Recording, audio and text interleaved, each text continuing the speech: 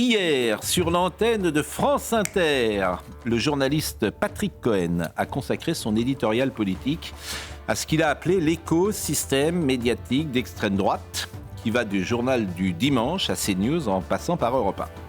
Pour monsieur Patrick Cohen, le problème en France n'est pas la mort de Louise, ni celle d'Elias, ni le narcotrafic, ni l'insécurité, ni les homicides. Non, pour monsieur Patrick Cohen, le problème, c'est CNews, qui instrumentaliserait ces faits de société et donnerait une image déformée de la France. L'Arcom avait recadré Patrick Cohen, qui après que Thomas a trouvé la mort à Crépol, avait parlé de Rix dans un de ses éditoriaux où l'aveuglement militant côtoie l'expertise brouillonne. Monsieur Patrick Cohen a le sens des priorités. Une enfant de 11 ans trouve la mort et il parle de CNews. Hier à l'Assemblée nationale, Gabriel Attal a dit, je cite, « Est-ce qu'on accepte que chaque semaine en France, on apprenne qu'un jeune a tué un autre jeune pour un téléphone portable ?»